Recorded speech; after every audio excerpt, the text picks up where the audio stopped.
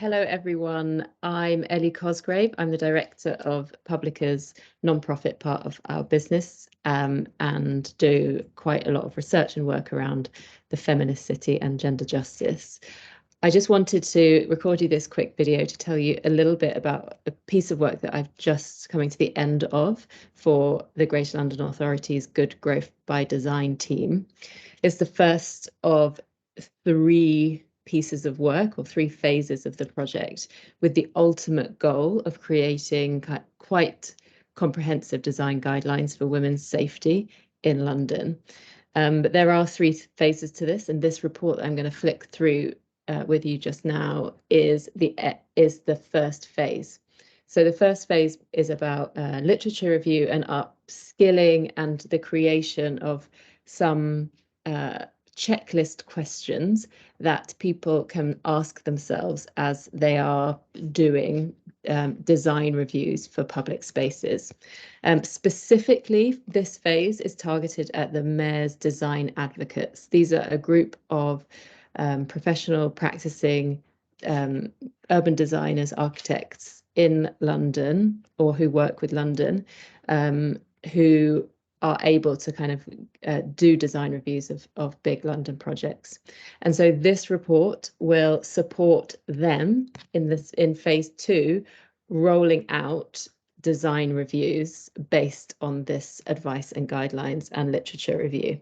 So that will be rolled out to 5 projects across London as a sort of testing phase. How do these insights, guidelines affect, or how can they affect actual real life projects on the ground, and kind of start to test the real impact that they can have. And so we'll be doing they will be doing a refining process, with the ultimate phase 3 being the production of a kind of more comprehensive guidelines. So just share with you very quickly what that report looks like. It will be published in a few weeks, so you can see it then.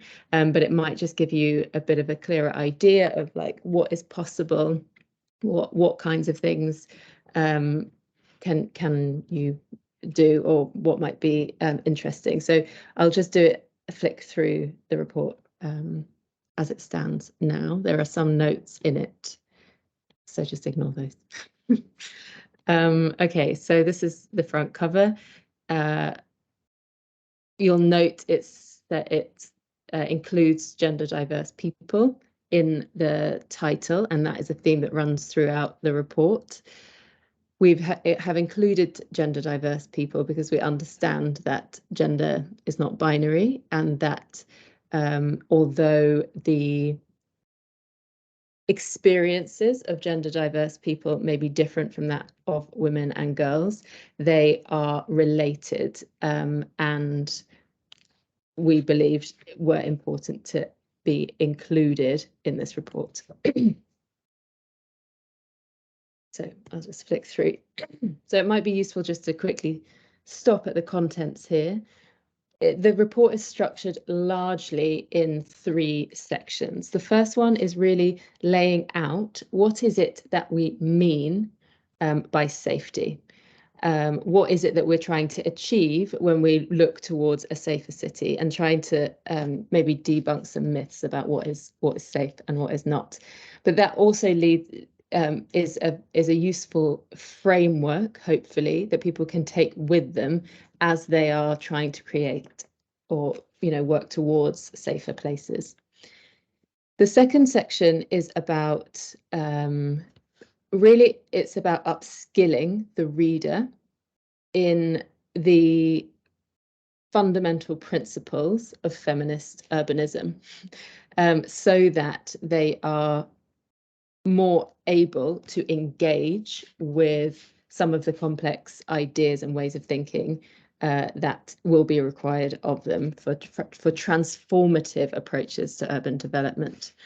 Then finally, we take it's the from theory to practice. So this is the third section is a very practical set of questions set up around the 4 phases of the production of urban space, from setting up the project or program itself, understanding and scoping the area, build and delivery, as well as kind of maintenance and management. There are active things that you can be doing at each phase.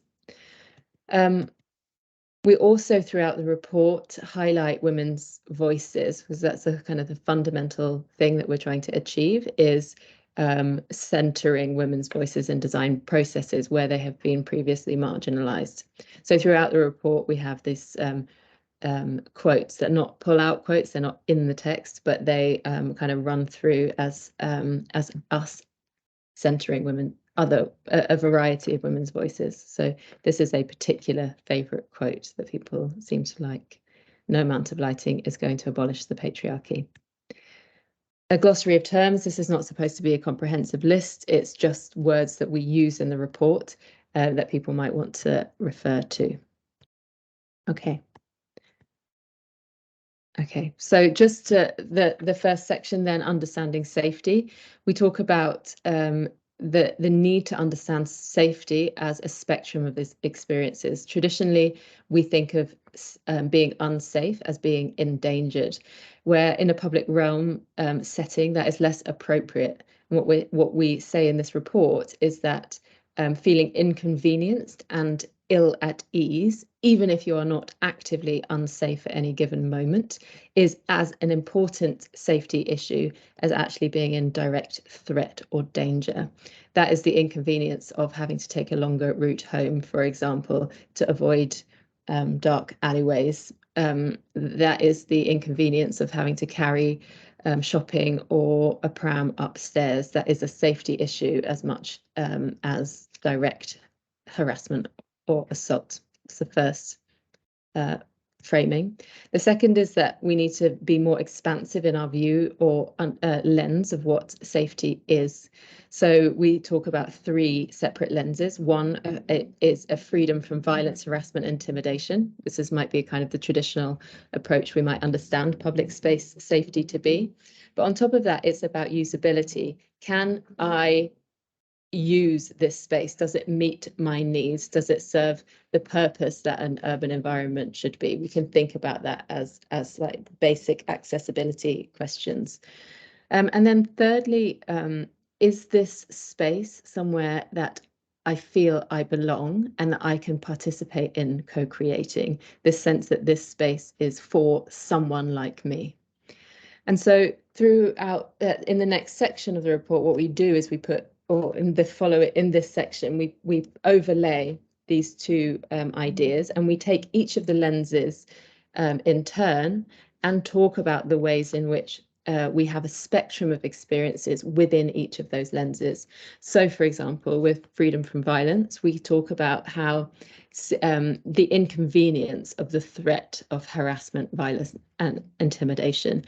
And we know that, for example, through the safety work that many women carry out, that being, putting keys between our fingers or headphones or avoiding eye contact. These are what Fiona Vera Gray and Liz Kelly talk about as safety work. But importantly, we may not feel ill at ease when we're doing it. These are just part of our everyday labour of our lives. It's inconvenience and it's a safety issue. I won't go through any more. You can read it in a few weeks when it comes out. But just to show that we go through the spectrum for each of those lenses. Some more quotes from women. This next section then are the underpinning concepts for gender inclusive urban development. These are what I like to call like the cheat sheets about if you're going to engage in feminist dialogue around these issues. These are the things you're going to want to know and be upskilled on. So, for example, firstly, that gender is a spectrum. You can read these. I'll just do the headlines. Secondly, that women and girls and gender diverse people don't need to be protected from the city. They need the power to reshape it. We have to understand that there's no such thing as a safe city or a one single description of what safety is.